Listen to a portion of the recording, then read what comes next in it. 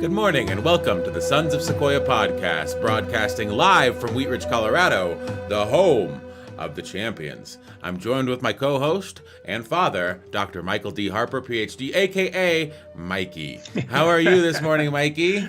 I'm doing fine, David. Quite an introduction. I'm with my son, Mr. David Harper, MBA extraordinaire, and I'm looking forward to these 100 famous quotes today because they're inspirational. It's time to just sit back, be inspired, and I'm looking forward to hearing this wisdom from everybody everywhere. It's going to be fun. I'm looking forward to it, David. Yeah, we've done a few quotes episodes before. We've done Confucius, we've done Will Rogers, and we've done Yogi Berra, which I think are the three great philosophers of the history of man.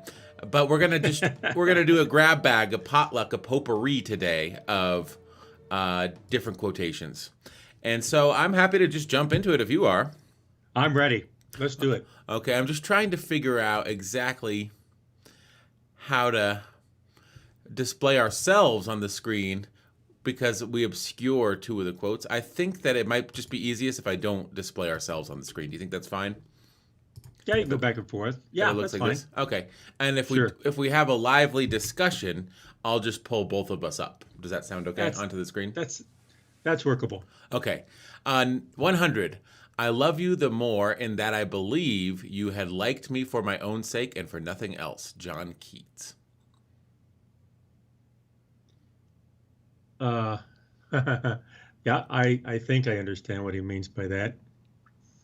I love you the more that I believe you had liked me for my own sake and for nothing else. You know, I don't know if you want to talk about it, but the most attractive thing in a person is that if they love you for just who you are. Yes. Not for what you can do for them, not for what you have, but if they love you just for who you are, that's attractive, and that will draw people to each other. Maybe that's what he means by that. I don't know. Yeah, I would just my own 2 cents is I've been thinking about we have this old friend from high school. My brother talked to him, and he just broke up with his girlfriend, and Michael, my brother, was saying, yeah, apparently it was all her fault. According to my buddy, it was all her fault. She was this toxic person. She had all these negative traits, and my buddy went into a relationship with her saying, you know what?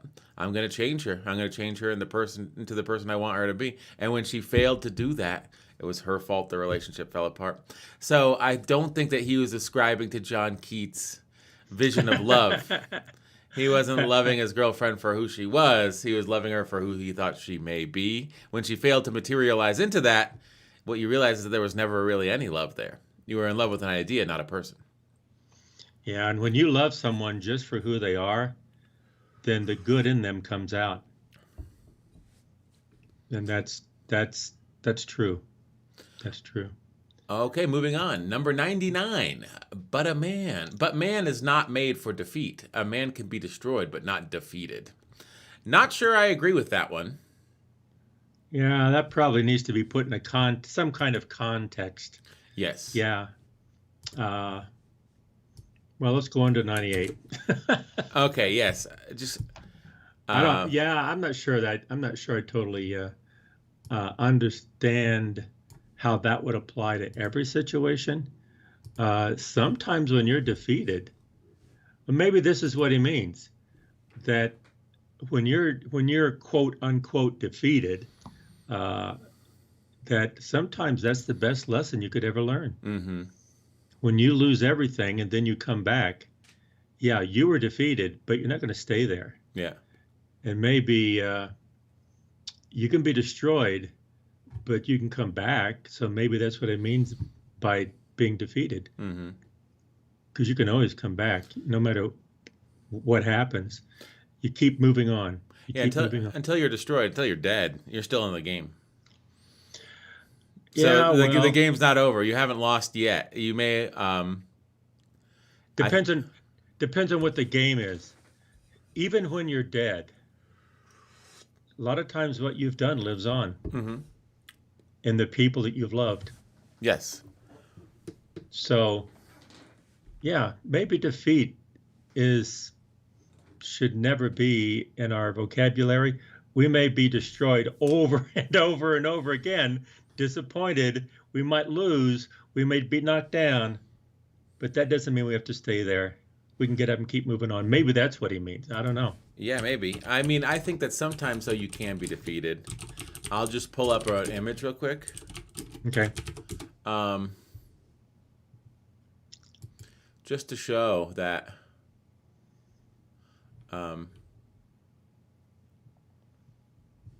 Ernest Hemingway. And maybe he said that within some of his writings. So, or yeah. So I think prose. sometimes it's just good to admit that you're defeated, and I'll put up an unrelated image on the screen. You could pretend like you didn't get defeated when you did, when you got your balls stomped and your ass handed to you. But sometimes when you get defeated, it's just good to say, I got defeated. Okay, moving on. Again, that's only valuable in a context and a limited application. Yes. So, number 98. Moving on. When you reach the end of your rope, tie a knot and hang on. Okay. Again, that's probably very valuable in a context, kind of a context. Well, if you've ever been at the end of your rope, that's when you're most likely to snap, when you're most likely to yell at, your boss or, people that you love or whatever. And Franklin Delano Roosevelt saying, don't do that. Tie a rope. Find the strength not to lose it and hang on from the end of your rope. And I think that's good. Yep. Heraclitus. There is nothing permanent except change. That's so true. You like that one, don't you? I knew that. Yeah, I thought you'd like that one. Yeah, that lesson is taught over and over and over again by life, by nature, by the world, by everything. Everything changes. Yeah, the only thing permanent is change. That's one thing that's definite. Things will always be changing. And I think that the older you get, the more you realize that. Absolutely. That's why when you're 16 and your girlfriend breaks up with you, you feel like it's the end of the world. Yeah. You don't realize that there's going to be more. And maybe that goes back to number 98. A man is not made for a defeat. A man can be destroyed but not defeated. There's always more to the story. And that's right. Things will change, and they may not change the way you want them to change. But there's always more to the story. And there's nothing permanent except change. Because life has changed. And the older, you're right, David, the older you get, the more changes you have seen, and the more changes you have seen, then the more changes you expect to happen because they'll happen because they've done it before. They're going to do it again. You begin to understand that, and you have to learn it. Sometimes humans need to go through some hard times multiple times to learn some hard lessons. But change is always there, no matter what you have and how good or bad it is. There's going to be change. Okay, moving on. 96. You could not shake hands with a clenched fist. Indira Gandhi. You cannot shake hands with a clenched fist. I think that's just what is it called? A metaphor or something like. That's an aphorism. Aphorism. Thank you, David. I think that's what I would call it. Let's look that word up. A pithy observation that contains a general truth, such as if it ain't broke, don't fix it. Or, in the classical sense, a concise statement of scientific principle, typically by an ancient classical author. So I'd say it is an aphorism. I would classify it as an aphorism. I think it's about the the times that Indira Gandhi grew up in, and sort of the nonviolent resistance movement of Mahatma Gandhi. Yeah, and I think I'm sure there's a lot of implications there that can be applied to so many situations. To me, I think in general, you cannot shake hands. You can't really make change or work with people or do something positive if you have anger. Mm-hmm. And sometimes you have to give up that anger, and sometimes you have to forgive to move forward. You cannot hold resentment because it destroys you. And sometimes when you have an enemy and you hate them, then they win. Yeah. So you have to let go, and then you have control of yourself. Yeah. And the you lose control of yourself when you start going down that path of anger. Yeah, sometimes, if you have an enemy and you're angry at them and you screw them over and then you see them years down the line and you know that what you've done, you have to have the strength to look them in the eye and say, I forgive you. Okay, number 95. Another thing about that. One more thing about that is my dad, Sequoia. Let's bring Sequoia in here. We're sons of Sequoia. My dad would help a lot of people all the time, and and he'd give them money if they needed money, and sometimes they'd pay him back, and a lot of times they wouldn't pay him back.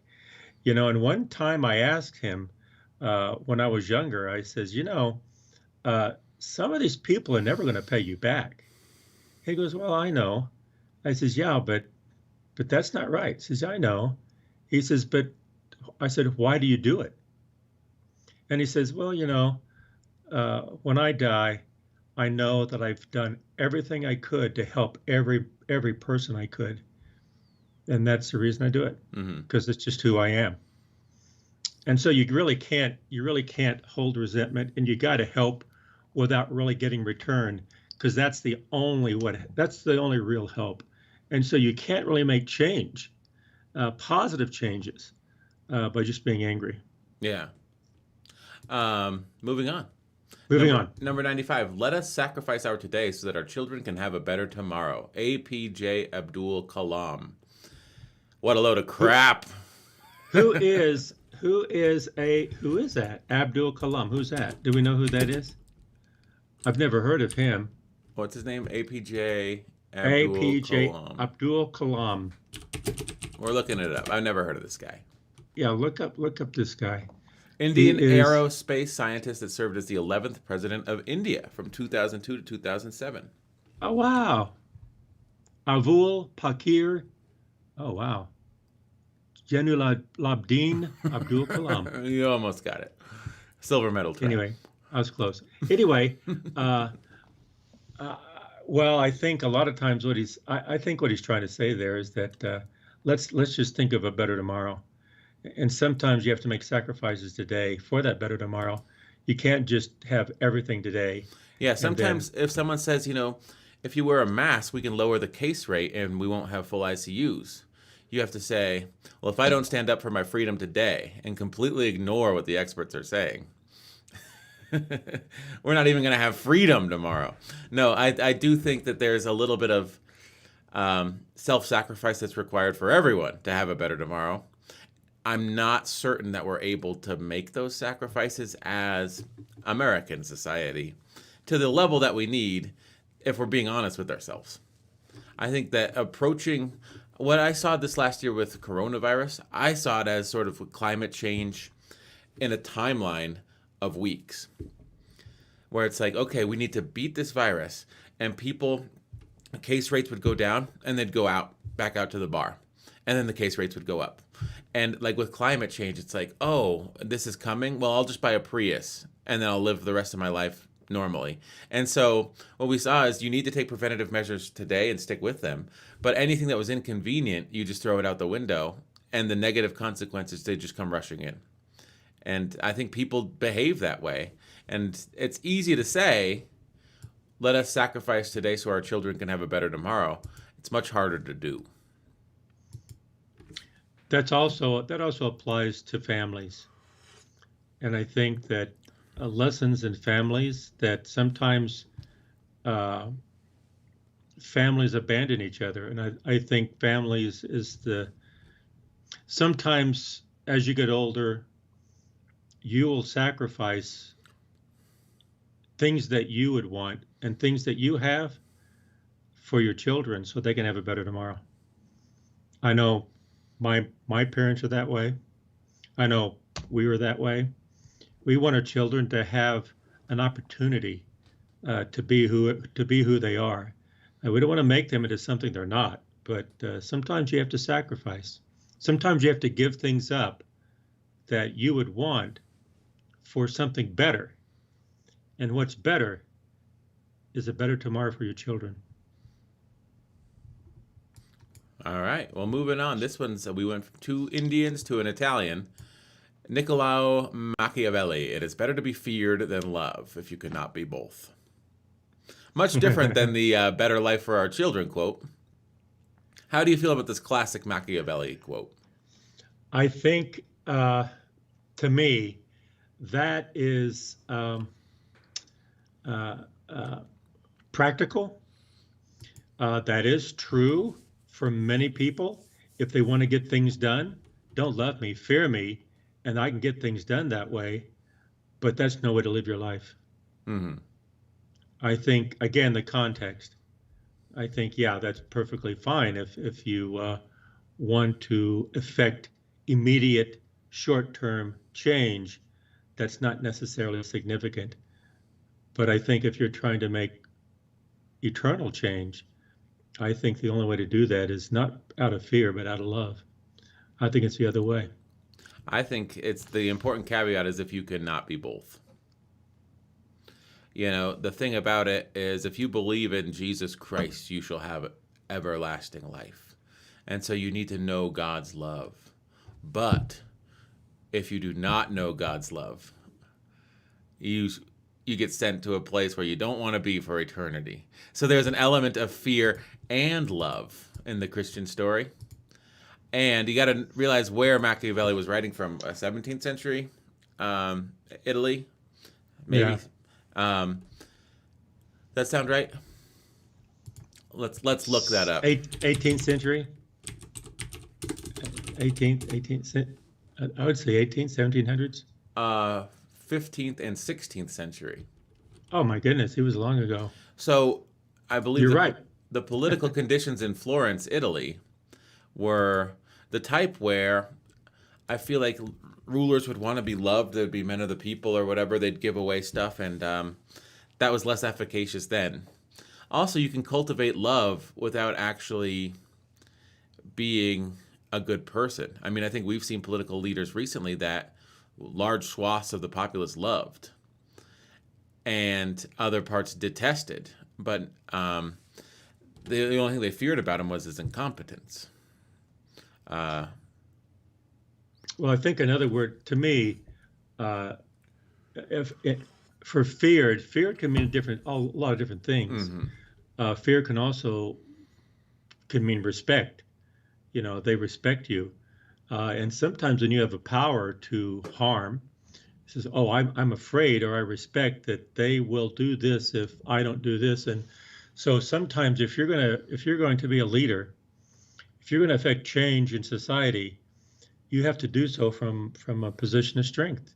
It's like Teddy Roosevelt said, speak softly and carry a big stick. Well, that has fear or respect that you will listen to them because they do have the ability and power to do something to stand behind their words. They're not just empty words.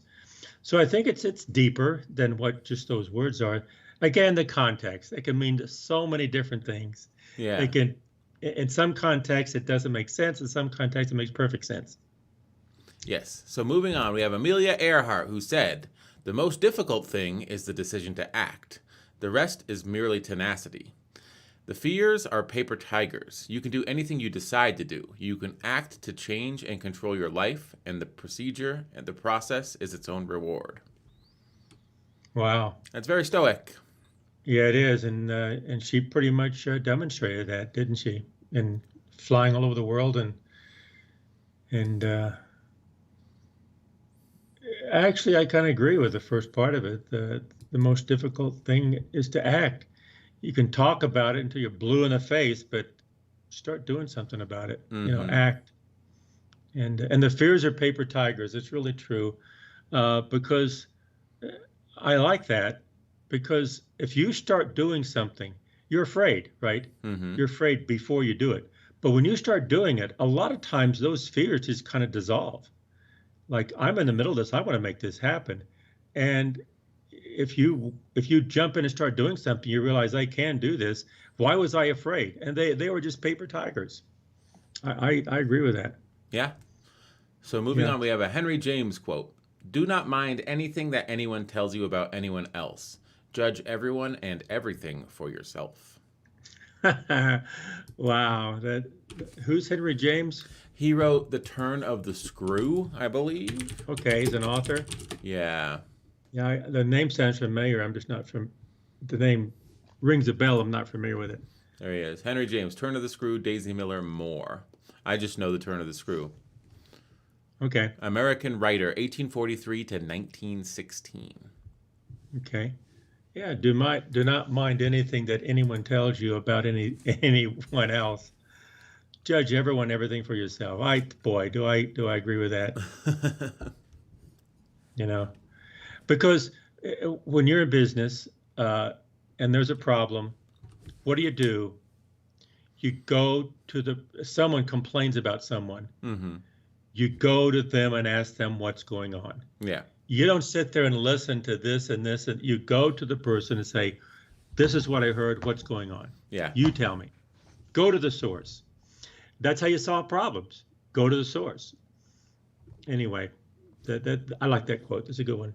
Okay, Leonardo da Vinci said, learning never exhausts the mind. Oh, he was a genius. I have a lot of respect for Leonardo da Vinci. I do think I believe that the more you learn, the easier it is to piece things together. It actually it's easier on your mind to learn more.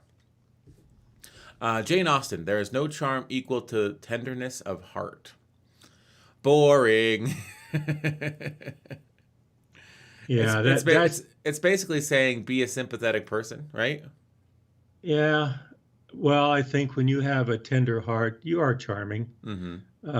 But then that's just only part of a person. Yeah. Going back to learning, of course, I love learning. Leonardo da Vinci, learning never exhausts the mind. It energizes the mind. I think that learning is one of the most noble things you can do to be energized. Mm-hmm. It's just the opposite. So the more you learn, the more you sure to learn. The more you learn, the healthier you're going to be. Mm-hmm. And health starts with the mind. And anyway, so and Jane Austen, boy, they put Leonardo da Vinci and Jane Austen right side by side in this. Mm-hmm. One is totally different perspectives on a saying. Yeah. But then the next one is Edgar Allan Poe. What did he say, David? All that we see or seem is but a dream within a dream. That sounds like Edgar Allan Poe, doesn't it? Yeah, I don't know if I agree with that. It does rhyme though, so it adds validity to it. All that we see or seem is but a dream within a dream. Yeah. There's a lot of things there that's kind of like setting a framework that you can say anything you want. You got a story. Yeah, or it's Strawberry Fields, Yeah. Strawberry Fields where nothing is real. Nothing to Right. get hung about strawberry fields forever. Number 88, Francis of Assisi said, Lord, make me an instrument of thy peace. Where there is hatred, let me sow love. Good for you, Francis of Assisi. Good. And hopefully everyone can do that. That's something that I think humans will never be able to achieve, but they should also attempt. Yes. And I think it's the kind of thing you'll never make it because it's not going to happen. But you should always strive for that. So it's all in the journey. And the striving for that peace and love is what we all must do and make it better today and better tomorrow. Okay. 87. Rainer Maria Rilke? I don't know her. The only journey is the one within. Well, I don't know what she means by that. Is that a woman? Maria? Probably, yeah. Yeah, I'm not sure what she means by that. The only journey is the one within. I mean, what you do, it's all just motivated by your internal motivation. Or maybe what she meant by the only journey is the only valuable, only real journey is the one within. Well, again, I also think you could go everywhere and do everything, or you could go nowhere and do nothing. But if you have a rich inner life, like Henry Darger, Yeah. He took a journey through the realms of the unreal without ever going anywhere. Now, is that journey any more or less real?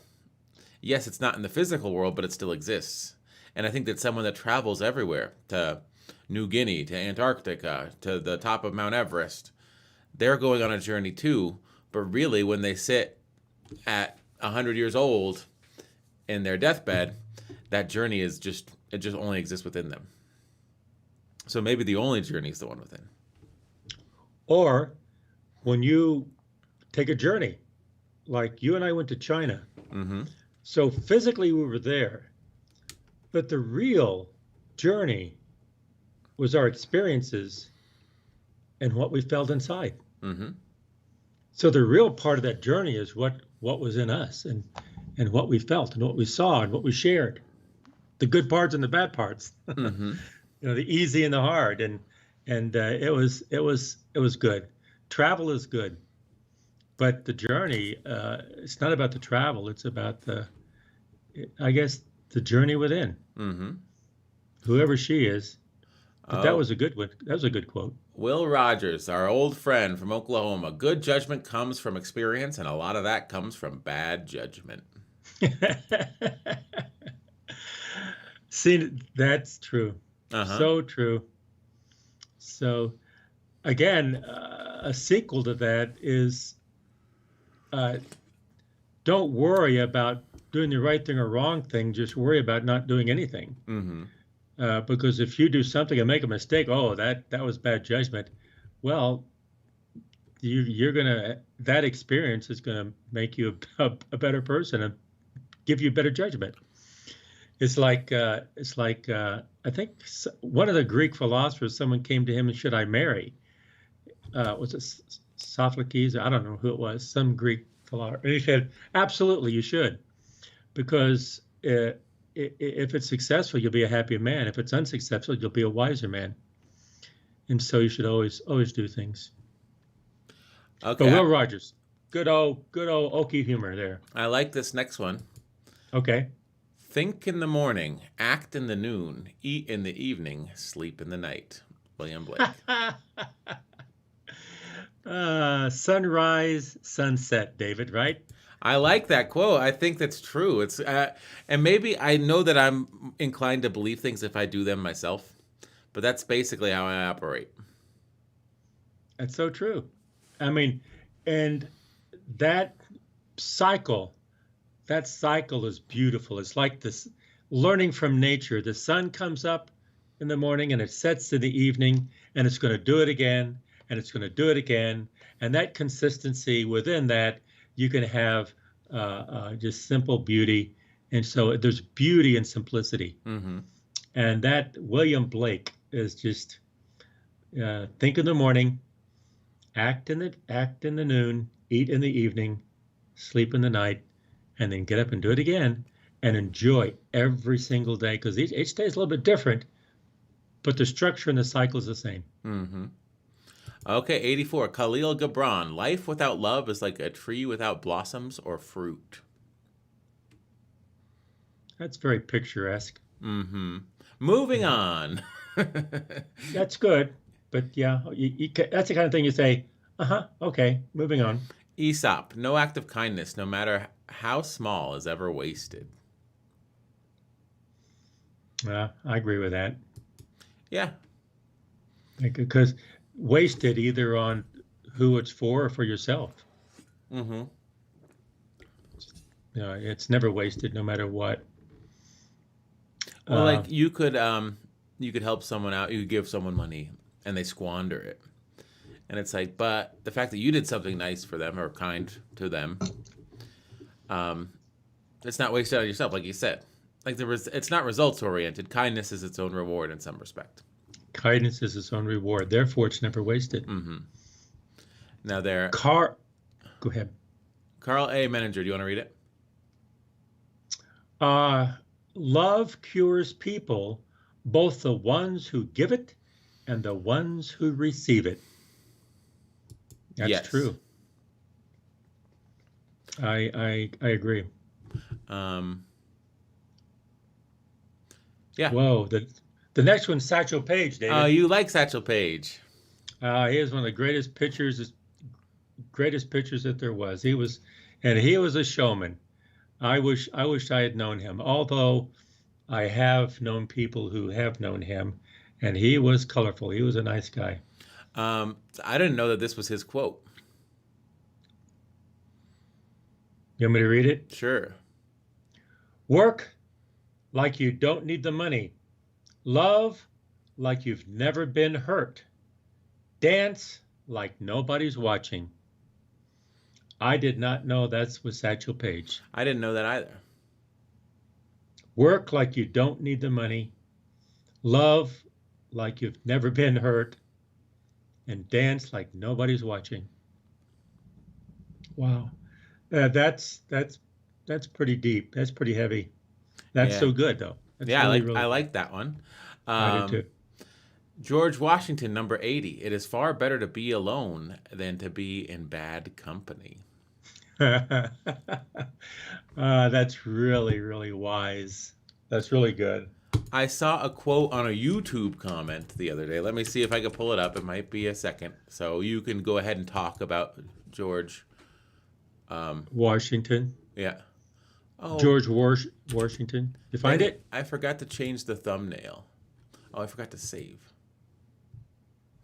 I screwed up. Okay, hold on. I'm looking for it. It is far better to be alone Music than to is be in experience. bad company. That's just good judgment. Again, sometimes you have to sacrifice some things to say, it's not about the company, it's about who the company is.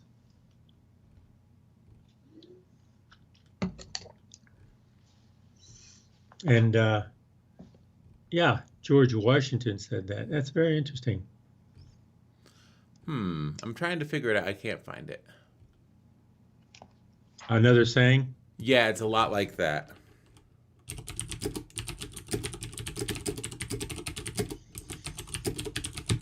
Probably when we get done with the podcast, you'll find it right off the bat. Yeah. It's basically saying one of the problems with kids these days, the problem with kids these days is that they can't handle being alone.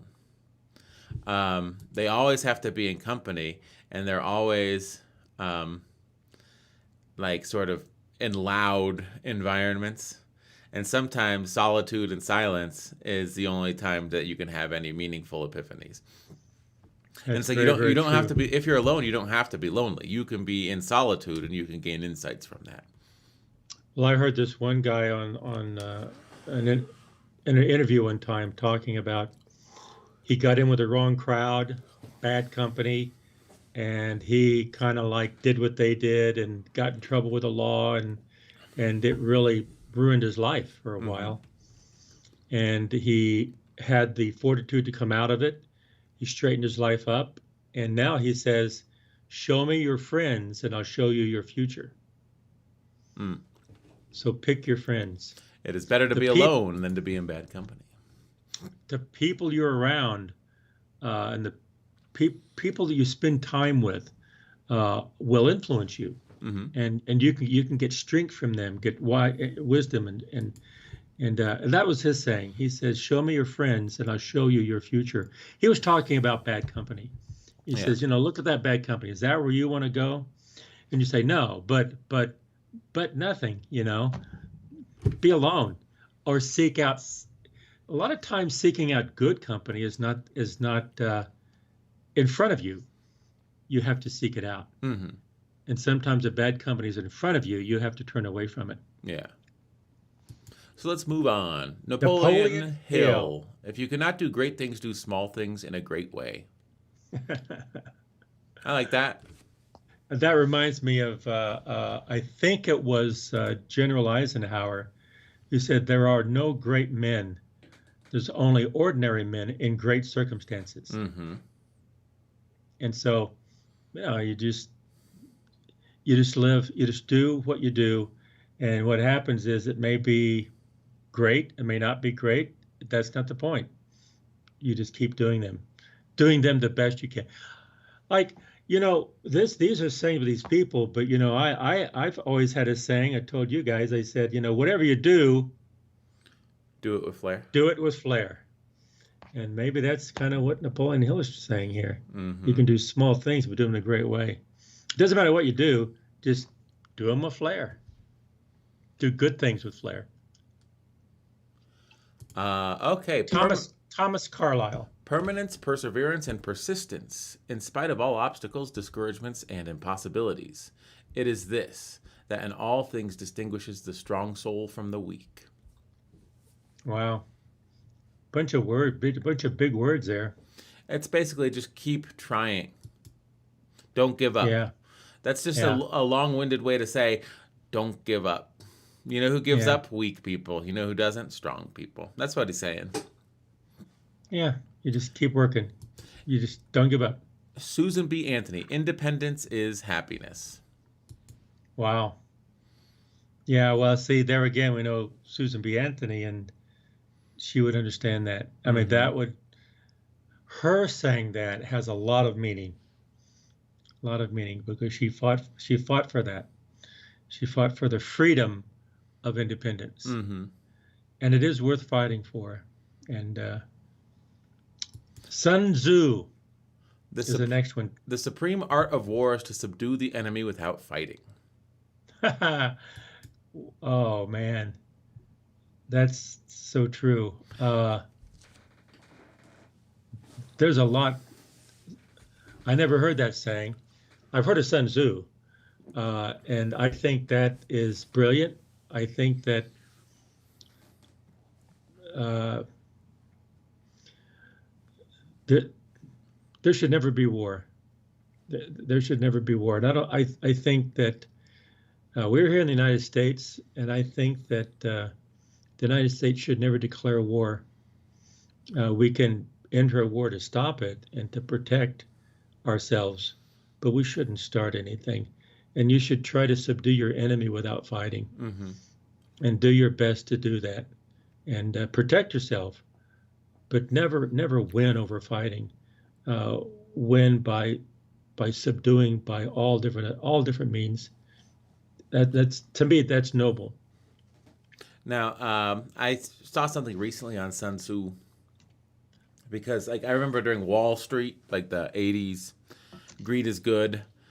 Michael Douglas reads Sun Tzu, but I saw someone saying, yeah, if you read The Art of War, it's not like some grand strategic document. Yes, it's come down through the years, but it was written in 5th century A.D. for these feudal lords in China. And the thing is, think about how dumb people are now with all the information we have.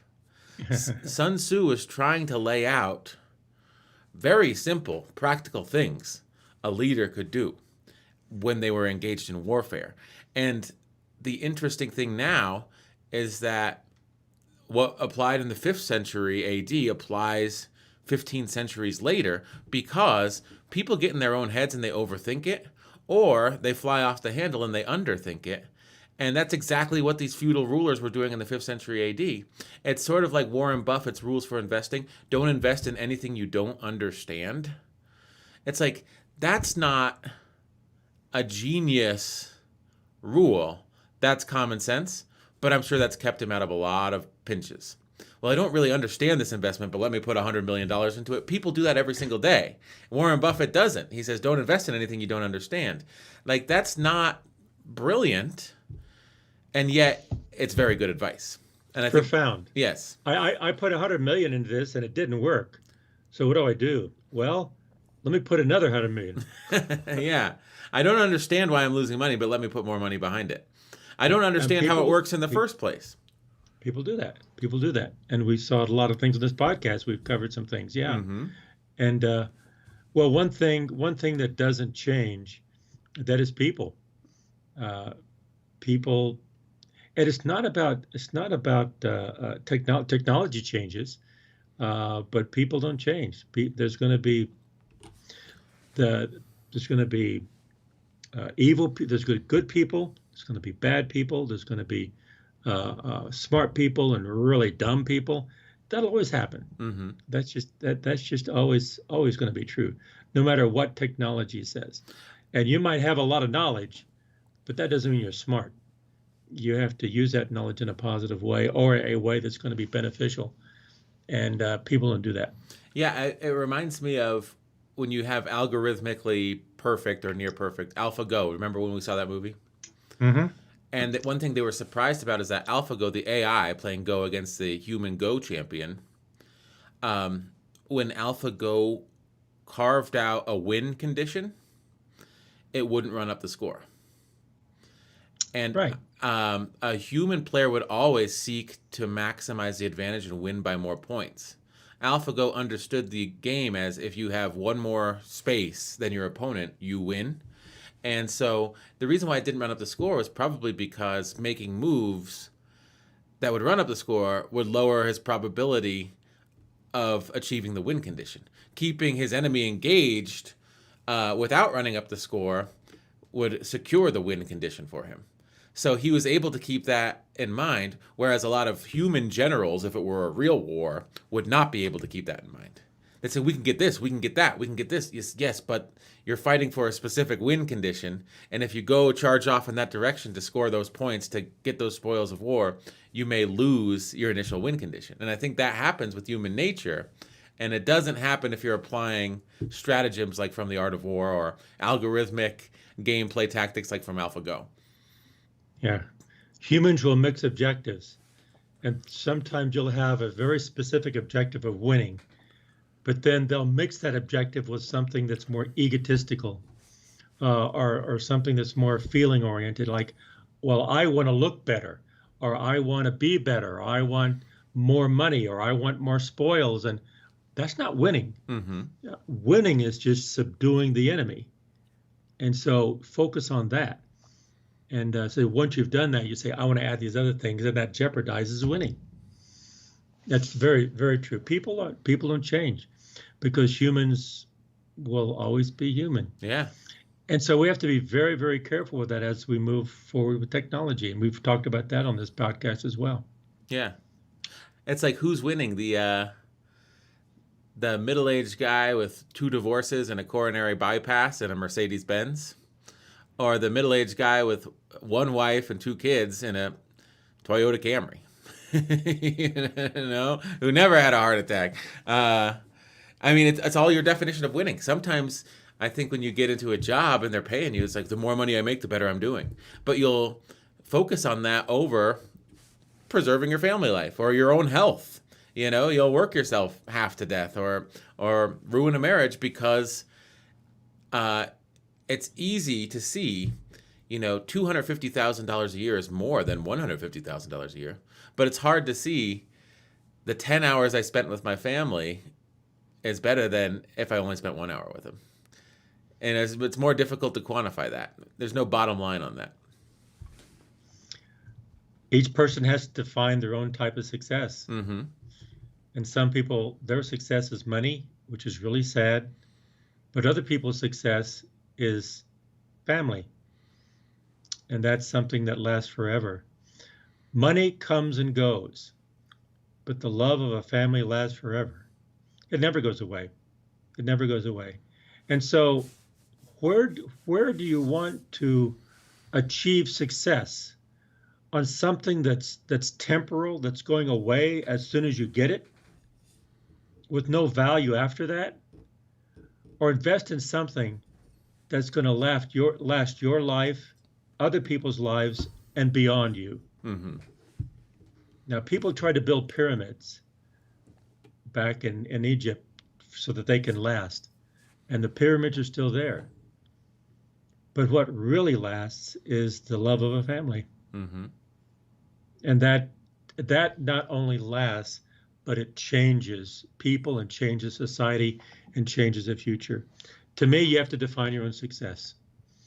And hopefully people can have the wisdom and vision to see the right definition of success for themselves. Yes. How about we end on this next one and we do 25? Because then we could do 4 episodes. Sounds great, David. Sounds great. This has been really fun.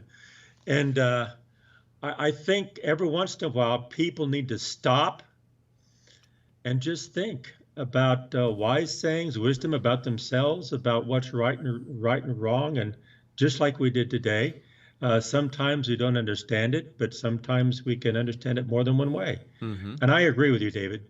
I think we should do this again. Yeah, so we could do 74 through 50, maybe next Tuesday or That's right. or next Thursday. But we'll end with this one. I like this one. Keep your face Okay. towards the sunshine, and the shadows will fall behind you. Walt Whitman. Yeah. Again, that's a, what do you call it? It's picturesque. It's true, but it's also, he's talking about optimism. Right. Right. And then all the negatives will be behind you because you just keep going positive. Mm-hmm. Very well said. Well said. And that's a good place to end. So, well, we're going to end here, David, but let's do what Walt Whitman said. And for the rest of today and tomorrow and this week, let's just keep our face toward the sun so that our shadows do fall behind us. Let's see if you and I can do that for the rest of the day. And let's, our listeners, whoever hears this, whoever reads that, hopefully they can say, I'm going to do that today. I'm going to do that right now. I'm going to do it today and tomorrow. Excellent. Well, this has been the Sons of Sequoia podcast, broadcasting live from Wheat Ridge, Colorado, the home of the champions, live on youtube.com every Tuesday and Thursday at 9 a.m. to 10 a.m. Mountain Standard Time, and available wherever you get your podcasts, be that Google, Apple, Amazon, Stitcher, or Spotify. So if you've enjoyed the show, please feel free to drop a like or a subscription, and we'll talk to you guys in the next one.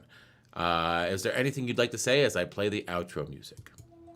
Yes, Sons of Sequoia says, keep on talking, but listen more than you talk and try to understand what the other person is saying.